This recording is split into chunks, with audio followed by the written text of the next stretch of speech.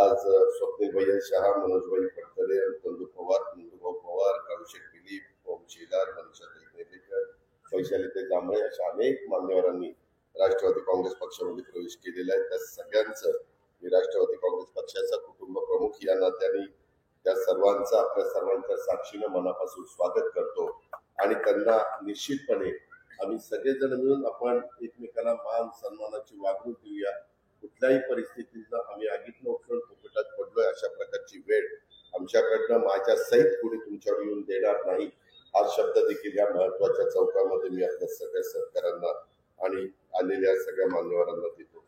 मित्रांनो, मी मगाशी तुम्हाला सांगत होतो की बाबा मला ज्यावेळेस पहिल्यांदा हे पेमेंट व्हायचं फक्त दिवाळीमध्ये पेमेंट झाल्यावर व्हायचं, पण आता माझ्या बारामतीमध्ये व्यापारी बंधूंना विचारा, त्यांना दिवाळीच्या पेमेंट व्हायच्या करता थांबावं लागत नाही.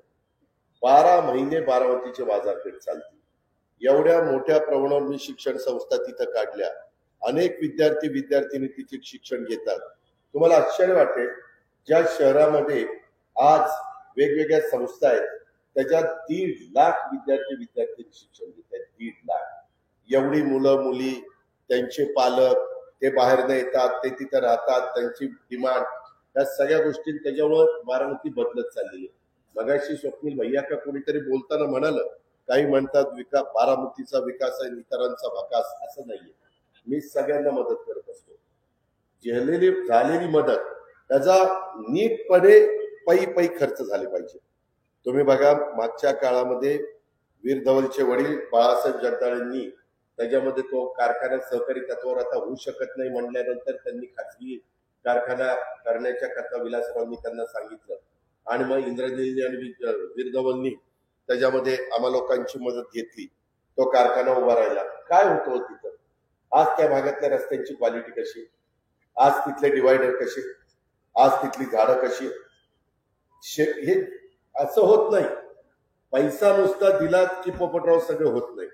त्याकरता कष्ट घ्यावे लागतात, मेहनत घ्यावी लागते. सकाळी 6 वाजल्यापासून उठून काम करावं लागतं, तर ते तिथं काम उभं राहतं. अडचणी समजून घ्याव्या लागतात. काम करताना सगळ्यांना बरोबर घेऊन आपण काम करावं लागतं. त्याच्यामध्ये दुजाभाव करून त्या ठिकाणी चालत नाही. मला तर ह्या कार्यक्रमाच्या निमित्तानं विशेषतः पोलीस खात्याला सांगायचंय की दौंड पोलीस स्टेशनचा गैरवापर, खोटे गुन्हे दाखल करणं यावरती सत्यता पाहूनच कारवाई करावी. नाहीतर उगीच अजित पवारचा फोन आलाय याला याच्यावर घ्या ऍक्शन, असं नाही. अजित पवार उपमुख्यमंत्री असला तरी त्याला पण नियमाप्रमाणेच वागलं पाहिजे.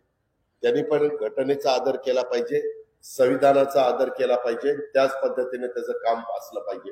हीच गोष्ट बाकीच्या सगळ्यांना लागू.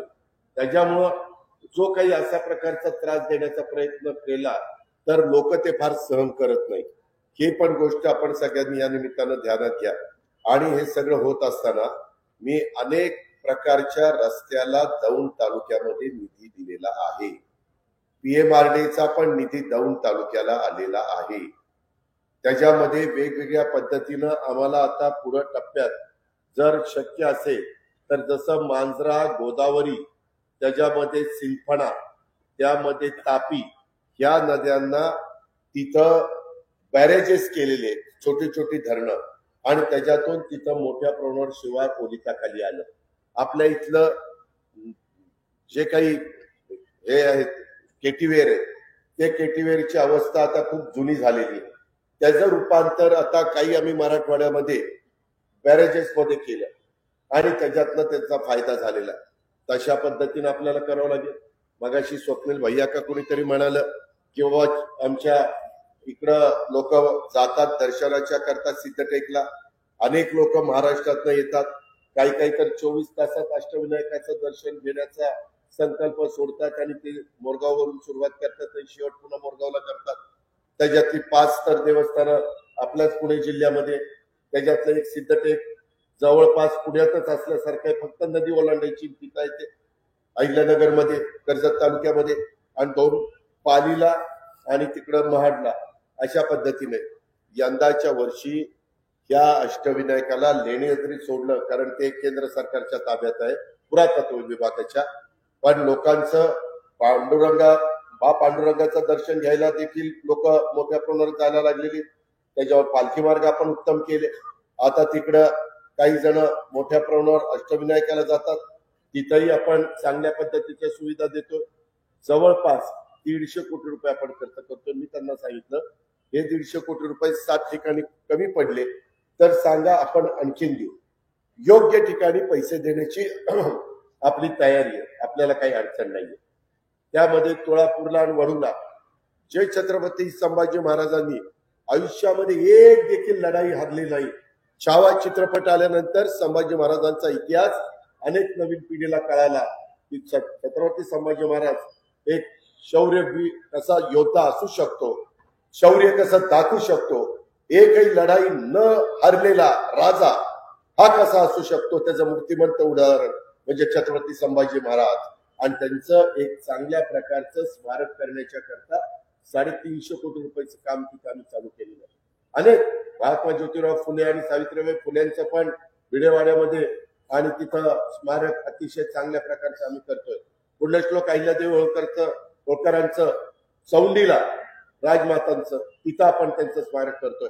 अशा पद्धतीने समाजातल्या सर्व घटकांच्या करता आपण इव्हन साहित्यरत्न अण्णाभाऊ साठेंचं, बाबासाहेब आंबेडकरांचं काम तर किती मोठं चाललंय, जगातला सगळ्यात उंच पुतळा अशा पद्धतीने तिथं स्मारक 14 एकरामध्ये मुंबईला चाललेलं. अशा पद्धतीचं बाबांनो आपलं काम चाललेलं आहे. आपण हे सगळं करत असताना आपल्याला पण शिक्षणाला महत्व द्यावं लागेल.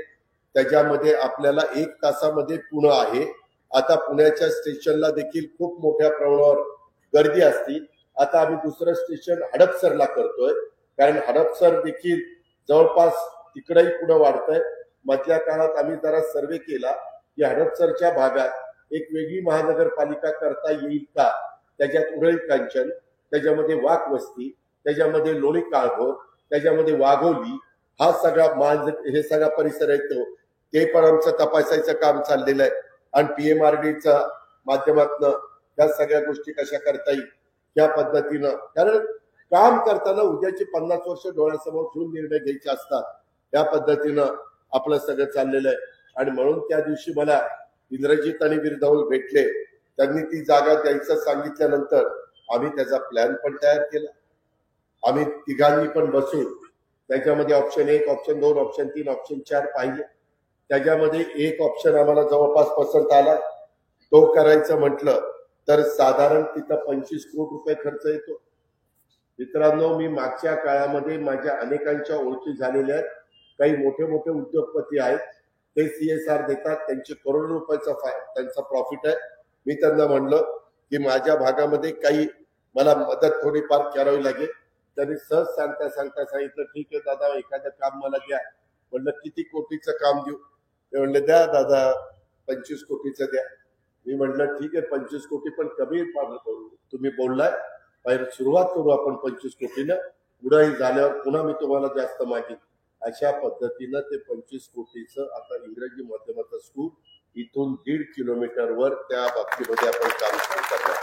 आज तुमच्या दौंड शहरामध्ये देखील इंग्रजी माध्यमाची स्कूल आहेत, त्याबद्दल दुमत नाही. परंतु जसं मगाशी स्वप्नील भाई यांनी सांगितलं की दादा काही पॉलिटेक्निक सारखे कोर्सेस किंवा काही, तर मी आप्पा तुम्हाला आठवत असेल स्वर्गीय सुभाष अण्णा कुल हयात असताना आप्पांचं सुभाष अण्णांचं एक स्वप्न होतं की भीमा पाटस कारखान्याची कॅपॅसिटी 5000 टनाची वाढवायची. आणि जसं शिवनगरला आम्ही माळेगाव शैक्षणिक संकुल उभं केलंय, सोमेश्वर नगरला एक शैक्षणिक संकुल उभं केलंय, तशा पद्धतीनं शैक्षणिक संकुल उभं करायचं असं आप्पांच्या अण्णांच्या मनात होतं. परंतु काळाच्या नियतीच्या पुढे आपलं कुणाचं काही चालत नाही. फार आकस्मिकरित्या अण्णा आपल्याला सोडून गेलेत. मी त्यांना भावपूर्ण श्रद्धांजली अर्पण करेन. पण त्यांचं ते राहिलेलं अधुरं स्वप्न, त्याच्यानंतर कारखान्याचं काय झालं ते जाता राजकारण करत बसत नाही. की कारखाना होता कुणाचा, चालवतोय कोण, आलाय कुठनं, बरोबर ना. अरे आपली ही अवस्था आहे का रे. परराज्यातल्या माणसांनी येऊन दौंड तालुक्यातल्या शेतकऱ्यांनी कष्टाने पिकवलेला ऊस हा गाळण्याच्या करता आपल्यात कुणाच्या दमत नाही. अरे काय तुमची अवस्था, हे काय सगळ्या दुनियेला जमत, तुम्हाला जमत नाही म्हणजे कुठेतरी तुम्ही कमी पडला. याच्यामध्ये कुठेही त्याचा काहीतरी विचार करा ना. हा पाणी मुरतंय, तुम्हीच मुरून देताय, तुम्हीच मुरून देताय. आम्ही पाणी टाकायला आलो नाही.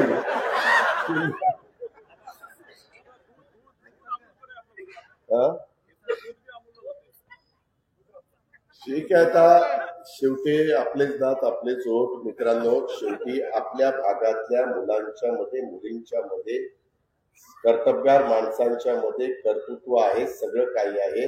फक्त योग्य पद्धतीची संधी योग्य ठिकाणी योग्य लोकांना द्यायची असते. आणि मग उगीच म्हणत बसायचं नाही. मी तिथं ज्या काही सुधारणा करतो बारामतीमध्ये, मी अक्षरशः मला वाईटपणा घ्यावा लागतो. पिंपरी चिंचवडमध्ये तुम्हाला आठवत असेल, जुना पुणे मुंबई रस्ता रुंद करताना मी तो होता 2 पदरी, तो मी केला 8 पदरी. 8 पदरी करताना मला काही घरं काढावी लागली नसते, काही तिथं अनधिकृत बांधकामं काढावी लागली नाही, परंतु आम्ही त्यांची पर्यायी व्यवस्था केली. उद्याच्याला आपल्या इथं देखील ज्या बारक्या बारक्या गल्ल्या आहेत तिथं फायर ब्रिगेड तरी गेला पाहिजे ना, तिथं अँब्युलन्स तरी गेली पाहिजे ना. उद्याच्याला कोणाच्या घरामध्ये रात्री अपरात्री काही कोणी सिरियस झाला तर काही पण घडू शकतं ना. कसं तिथं जायचं गाडीनं? त्याच्याकरता पूर्वीचा काळ वेगळा होता बाबांनो. त्यावेळेस वाहनं कमी होती, बैलगाड्या चालायच्या, टांगा घोडा चालायचा. आता परिस्थिती ती नाहीये. परवा दसऱ्याला माझ्या बारामतीमध्ये 2300 गाड्या 4 चाकी विकल्या गेल्या. 2300 गाड्या आल्याच ना तेवढ्या रोडवर. मग रोड मोठे करायला नको? त्याच्या संदर्भामध्ये पब्लिक सर्व्हिस ट्रान्सपोर्ट चांगली करायला नको? त्याच्यामध्ये मेट्रोच्या बद्दल, मेट्रो अजून आपल्याला यायला वेळ आहे, परंतु लोकल ही आपल्याला चालू करावी लागेल. त्या ट्रिपा आपल्याला वाढवाव्या लागतील. त्याच्याकरता वेळ पडली तर मी वैष्णवी साहेबांच्याकडे जाईल. पण तुम्ही पण चांगल्या नेतृत्वाचा स्वीकार केला पाहिजे. आज अनेक वर्ष एका पक्षामध्ये स्वप्नील मी बघत होतो, त्याचं बोलताना त्या ठिकाणी मन दाटून आलेलं होतं. आवाज त्याचा थोडासा वेगळ्या पद्धतीचा आला होता. माणसाला वाईट वाटतं की ज्याचा आम्ही इतकं लहानाचं मोठं करायला अक्षरशः हातावरच्या ओढाला जसं आपण जपतो तशा पद्धतीनं जर ते जपलं आणि आज काय अवस्था झाली. पण आपल्याला विकास करायचा. मी शब्दाचा पक्का आहे, मी त्याच्यामध्ये कामाचा माणूस आहे, मी बिनकामाचा माणूस नाहीये. तुम्ही माझ्या कुठल्याही संस्था बघा, आज मी ती चांगल्या पद्धतीने चालवतोय. मला आता नाईलाज असतो, माळेगाव कारखान्याला चेअरमन व्हावं लागलं. काल मी 3450 रुपये भाव काढला. अजून 100 रुपये जास्त निघाला असता, परंतु मागच्या वेळेस आम्ही कोजनला 1.5 रुपयाची सवलत दिलेली होती, ती यावेळेस अजून आम्हाला देता आली नाही. नाहीतर पोपटराव 3550 रुपये भाव दिला असता. सगळी सोंग करता येतात, पैशाचं सोंग करता येत नाही. आणि त्याच्यामुळे दूध संस्था चालवत असताना, मार्केट कमिटी चालवत असताना, खरेदी विक्री संघ चालवत असताना, नगरपालिका चालवत असताना, मी माझ्या बारामतीच्या नगरपालिकेचे रोड आणि बाकीच्या सुविधा बघा, पाण्याची सोय कशा पद्धतीने केली बघा, तिथं लोकांना बसायला बिसायला संध्याकाळच्या वेळेस कसं केले बघा. आता बऱ्याचशा बारामतीतल्या सुना ह्याच्या आधी म्हणायचं इकडे कशाला आले, आता म्हणतात फार चांगलं झालं मी बारामतीत आले. एवढं व्यवस्थितपणे सगळं कायदा सुव्यवस्था व्यवस्थित, कुणाची दादागिरी गुंडगिरी दहशत चालून देत नाही. कोण असेल किती मोठ्या बापाचा तू तुझ्या घरचा, इथं गरीब असो श्रीमंत असो मध्यमवर्गीय असो, ज्याने त्यांनी मानाने राहावं, मानाने जगावं, स्वच्छतेला महत्व द्यावं, आपला आपला धंदा चोखपणे करावा. या बोटाचा थुका त्या बोटाला, त्या बोटाचा थुका ह्या बोटाला चालणार नाही, याची टोपी त्याला, त्याची टोपी याला चालणार नाही. या पद्धतीनं मित्रांनो, कधी कधी माझा जरा कडक स्वभाव काहींना वाटतं याला ही चिडलाय का काय कुणाला माहिती, पण माझा आवाजच तसा. आता आईबापाने जन्म दिला, आवाजाला मी काय करू, आता नाही बारीक आवाज, त्याला काय करायचं. पण मी असं बोललंच तसं आहे, पण मी समाजाच्या करता बोलत असतो, वैयक्तिक माझ्या स्वतःच्या स्वार्थाकरता बोलत नसतो. या गोष्टीचा विचार आपण त्या बाबतीमध्ये करा. आणि अजूनही माझं सतत लक्ष आहे, एआयचा वापर करून नवीन पद्धतीचं शिक्षण देखील उद्याच्या काळामध्ये आपल्याला इथं उपलब्ध करून द्यावं लागणार आहे. आज बरेचसे मुलं मुली आम्ही ते पारितोषिकाचे देत होतो, त्यावेळेस मी विचारत होतो कोण सांगलीवरून आलंय, कोण बार्शीवरून आलंय, कोण बीडवरून आलंय, कोण लातूरवरून आलंय. वेगवेगळ्या भागातले आपल्या दौंडची पण मुलं मुली बरीच माझ्याकडे शिकायला बारामतीमध्ये. आपल्या कर्जत मधली आहेत, माढ्यामधली आहेत, इंदापूर मधली आहेत, वेगवेगळ्या भागातली आहेत. शेवटी सगळ्या मुलांचं भलं झालं पाहिजे, माझ्या लाडक्या बहिणीचं भलं झालं पाहिजे, ही आम्हा लोकांची त्या बाबतीमध्ये भूमिका आहे. आणि म्हणून इथं आता दौंड शहरालगत असणारा गोपाळवाडी राजमार्ग बाह्य वळण रस्ता व्हायला पाहिजे. 49 कोटी रुपये त्याला लागणार आहे. त्याच्यामध्ये काहींनी मला ते निवेदन दिलेले आहे, या रस्त्यात जाणाऱ्या शेतकऱ्यांच्या जमिनी थेट खरेदीने संपादन करायच्या आहेत. प्रस्ताव जिल्हाधिकाऱ्यांच्याकडे गेला. मित्रांनो, हे ट्रॅफिक आता पूर्वीसारखे सहा चाकी ट्रक राहिले नाही. आमच्या लहानपणी आम्ही बघायचो की ते ट्रक 6 चाकी असायचा आणि 10 टन माल न्यायचा. आणि ते हे जे असायचं ना, ते टिपर, काय टिपरच का, डंपर, ते डंपर आता त्याला हायवा म्हणतात. ती तर 1 ब्रासच न्यायचा. आता हायवा नेतोय 7 आणि 8 ब्रास देतोय की नाही. एवढे मोठे डंपर. अहो काही 22 23 24 22 चाकाचे ट्रक आलेले. एवढा माल 40 टन एक ट्रक माल वाहून नेतो. पूर्वी एक ट्रक 10 टन न्यायचा, आता एक ट्रक 40 टन नेतोय. त्याच्यावर रस्ते कशा पद्धतीने करावे लागतात, कॉन्ट्रॅक्टर चांगले द्यावे लागतात. त्याच्यात राजकीय हस्तक्षेप करून चालत नाही. नाहीतर तुम्हाला भेट कशाला भेट, त्याला त्याचं काम करू द्या ना, नाहीतर काम सुरू नाही करायचं. अरे सरकारी काम तर सुरू करू दे, असं नाही चालत. दर्जा त्याच्याशिवाय राहत नाही. उद्यानाची जागा रिझर्वेशन असेल, उद्यानं झाली पाहिजे. क्रीडांगण मुलांना मुलींना खेळायला झाली पाहिजे. पूर्वीच्या काळामध्ये सगळेच पटांगणे असायचे, कुठेही गोट्या खेळायचे, कुठेही विट्टी दांडू खेळायचे, कुठेही भोवरे खेळायचे. आताच्या पोरांना गोट्या माहित नाही. गोट्या माहिती असतील, दुसऱ्या असतील माहिती, परंतु विट्टी दांडू माहिती नाही. विट्टी काय, दांडू काय म्हणतील, कसला दांडू, कसली विट्टी, बावला तर माहितच नाही. त्याच्यामध्ये सुरपाट्या माहित नाही. त्याच्यामध्ये पाकिटं खेळायचो आपण. पाकिटं कसली पाकिटं. तर ह्या पद्धतीनं त्या गोष्टी चालायच्या. ठीक आहे, काळ बदलला, काळानुरूप आपल्याला बदललं पाहिजे. आपल्याला पण चांगल्या सवयी लावून घेतल्या पाहिजे. पण कुणाच्या आहारी जाऊ नका. काही जण ती मोबाईल हातात, कुणी बोलतंय काय, आई काय म्हणते, बाप काय म्हणतो, काय नाही, याचं डोकं तिथंच चाललेलं आहे. काय दाबतंय त्याचं त्यालाच माहिती, आणि काय पाहतंय त्याचं त्यालाच माहिती. जे हे आहे ना, हे समाजाला बिघडत आहे. त्याच्यामुळे काही मध्ये पंतप्रधानांच्या कानावर ही गोष्ट गेल्यानंतर काही ते हे असतात ना, खेळ, काही खेळत होता बरोबर. तर ते बँकेतले पैसे परत जातात वाटतं. मी काय झालं, ते बीडला मगाशी कोणतरी म्हणालं, ते पूरग्रस्त भागांना भेटायला गेलो होतो. इथनच सुरुवात केली पाण्यापासून. आणि असाच बीड धाराशिव करत बीड मध्ये गेलो. तिथं एक भगिनी रडत आली, मुली, दादा माझा नवरा मध्ये गेला, माझं मूल आहे, 2 मुलं, आणि माझा फोन होता, आणि माझ्या नवरा गेल्यानंतर ते विम्याचे काहीतरी पैसे मिळाले होते, बँकेत ठेवलेले होते, आणि ते पैसेच आता बँकेत नाही. तिथे एसपी होते. एसपीला म्हणलं, याचा मी आजचा मुक्काम आहे माझा बीडला, तुम्ही याचा तपास करा. एसपीने दुसऱ्या दिवशी सकाळी सांगितलं, म्हणले बाप दादा, त्याच्या पोरग ती कुठला खेळ असतो ना, पबजी का काय, हा ती खेळत होता, आणि त्याच्यात ती सगळे 1.5-2 लाख रुपये हरला, आणि ती तसाच फोन पुन्हा ठेवून आईकडे घेऊन टाकला. ही असली कारकी. त्याच्यावर आई बापांनी पण फार कारट्यांवर विश्वास ठेवू नका असल्या बाबतीत. त्याला जरा समजायला लागल्यानंतर फोन बिन काय द्यायचं ते द्या, पण किंवा त्या फोनला लॉक बिक करतात, कोड असतो, काय असतं, बरंच काही जर असतं, त्या पद्धतीनं करा. काय इतकी आपल्याला जे काही कळत नाही त्याच्यापेक्षा पोरांना जास्त कळायला लागलं. बारकी मुलं देखील इतकी स्मार्ट आहेत आणि इतकी प्रॉम्प्ट आहेत. त्याच्यामुळं आपल्याला ह्या पद्धतीनं इव्हन ड्रग्स, अलीकडे ड्रग्सचं प्रमाण वाढलेलं आहे, हे पण कुठे होत असेल तर लक्षात आणून द्या. आम्ही त्याच्या संदर्भामध्ये काय करायचं ते करू, पोलिसांना सांगू. पोलिसांनी ऐकलं नाही तर तिथल्या पोलीस स्टेशनच्या PI वर ऍक्शन घेऊ, तिथल्या DYSP वर ऍक्शन घेऊ.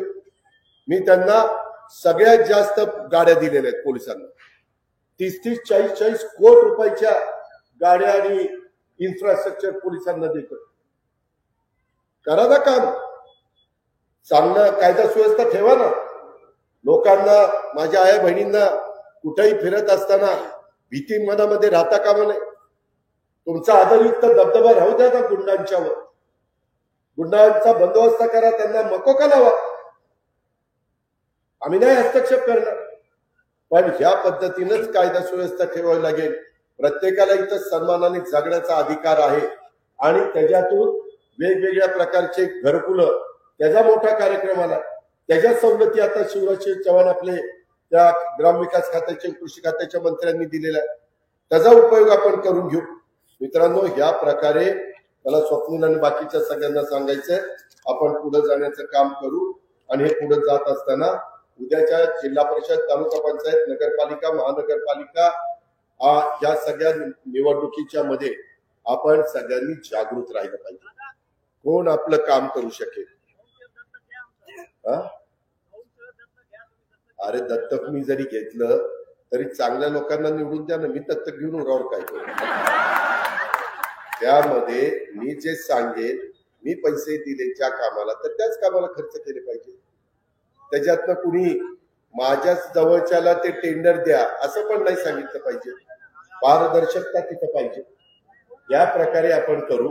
स्वप्नीलच्या बरोबर, नंदू पवारांच्या बरोबर, इव्हन मी त्याच्या संदर्भामध्ये अनेक सहकारी मित्रांच्या संदर्भामध्ये फार बारकाईने सगळ्यांशी चर्चा केली.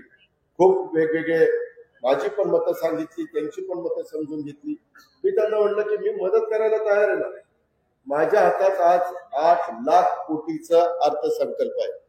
साधारण आता 4 लाख कोटी रुपये माझे पगाराला, पेन्शनला आणि बाकीच्या कामाला जातात. आणि बाकीचे 4 लाख कोटी रुपये मग आमच्या लाडक्या बहिणींना, त्याच्यामध्ये आमच्या लाडक्या भावांना 3, 5, 7.5 हॉस्पिटलच्या मोफतला तुम्हाला मोफत वीज केलेली आहे. तुम्हाला काही शेतकऱ्यांना मी दर महिन्याला त्यांच्या अकाउंटला पैसे टाकतो. आम्ही दिव्यांगांचे पैसे आता वाढवलेले आहेत, महिना 2,500 केलेले आहेत.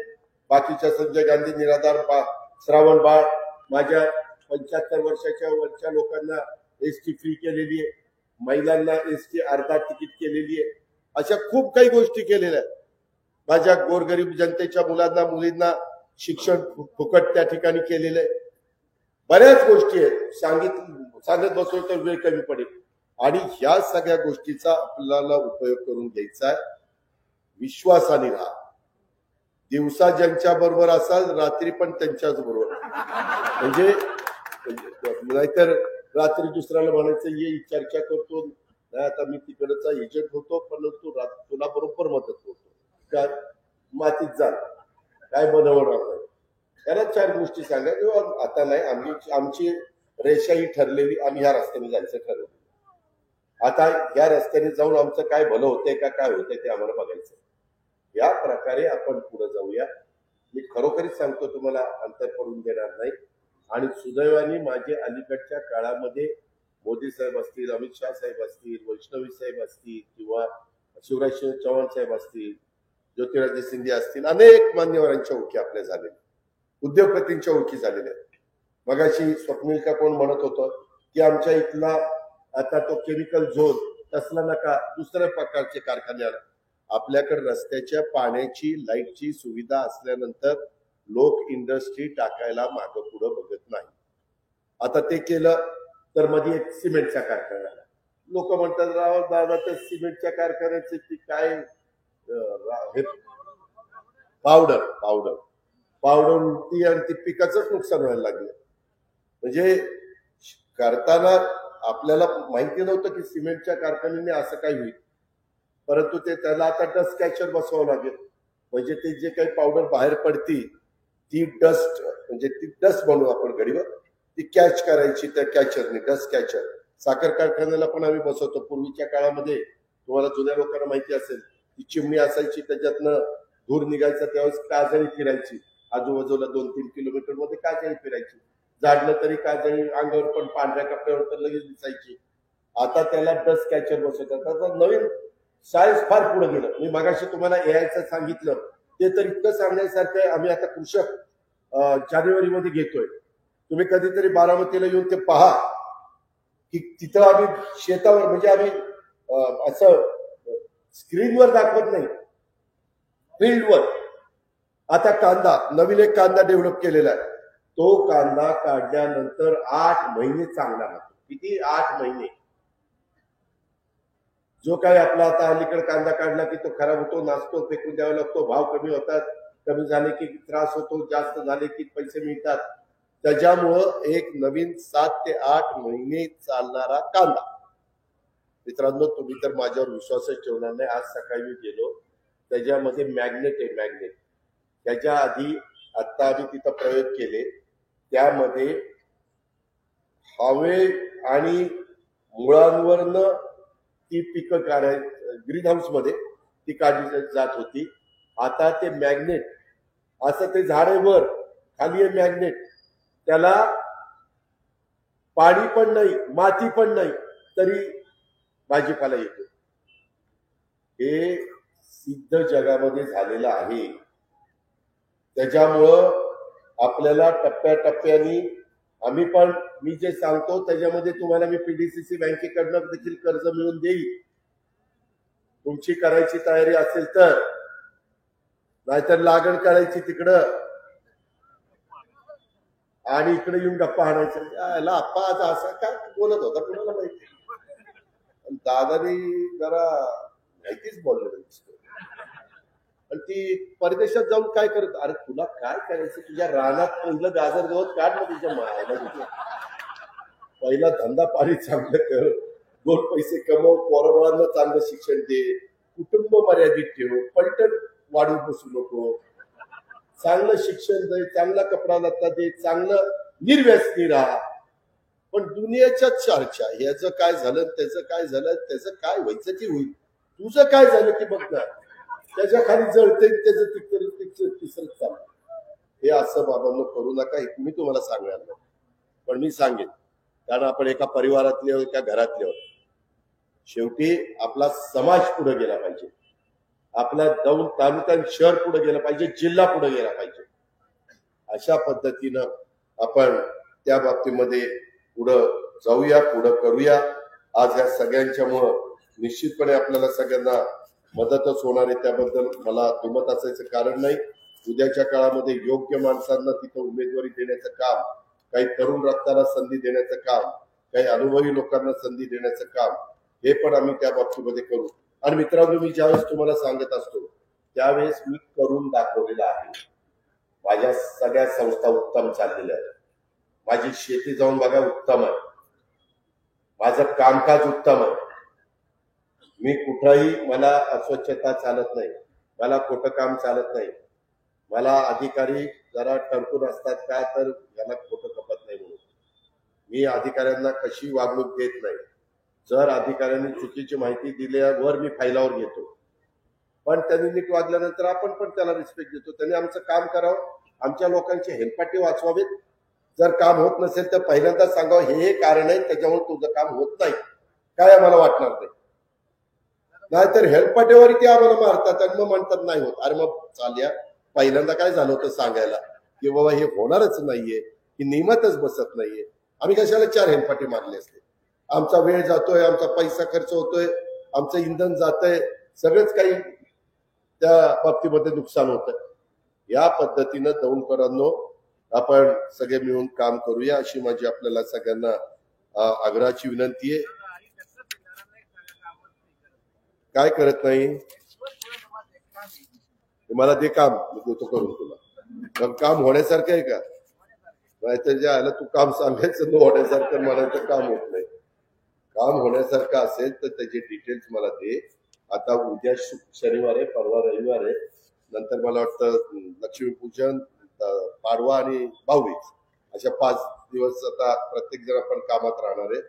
पण मी तुम्हाला दिलं तर आता माझा इथं OSD आणि प्रायव्हेट सेक्रेटरी पण आहेत, त्यांना दिलं तरी चालेल, किंवा कुणाकडे माझ्यापर्यंत पोहोचल असं बघ, आणि त्या पद्धतीनं आपण करू.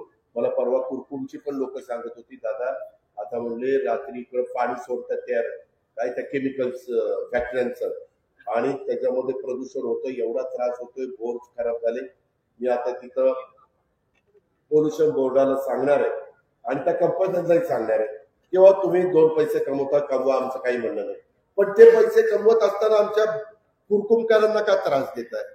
की वाऱ्याने सगळं तिकडे वास जातोय, त्यांचं आरोग्य धोक्यात आलंय ना राव. पैसा कमवायचा ह्यांनी आणि आमच्या लोकांनी त्यांचं आरोग्य धोक्यात घालायचं, असं नाही चाललं. त्या प्रकारे जर कुणी करत असेल तर त्याचा बंदोबस्त आपण त्या बाबतीमध्ये करू, ही पण ग्वाही मी आपल्याला सगळ्यांना देतो. आणि आता एका चांगल्या रस्त्याने शिवशाहू फुले आंबेडकरांच्या विचारधारेने सगळ्यांचा मान सन्मान ठेवून कुठेही एकमेकाच्या बद्दल दुजेपणाची वागणूक न दाखवता आपण सगळेजण काम करत राहू. त्याकरता तुम्ही मला साथ द्या, मी तुम्हाला साथ देईन. मी कुठेही त्याच्या बाबतीमध्ये कमी पडणार नाही. माझ्याकडचा कुठला माणूस चुकला तर मी त्यालाही बाजूला करायला मागे पुढे बघणार नाही. पण या पद्धतीनं आपण दौंड शहराचा, तालुक्याचा आणि दौंड स्टेशनचा जंक्शनचा पण मी आता दिल्लीला गेल्यानंतर वैष्णवी साहेबांना पत्र देतो. कारण आता आम्ही बारामतीचं स्टेशन चांगलं केलं, आपल्या पुण्याचं स्टेशन चांगलं झालं, आता दौंडचं पण स्टेशन आपण चांगलं करू. तिथं बऱ्याच गोष्टी करण्याचे गरजेचं आहे. त्या पद्धतीनं केल्यानंतर अजून त्याच्यातनं दौंडच्या उलाढालीला मदत होणार आहे, दौंडच्या रोजगार निर्मितीला मदत होणार आहे.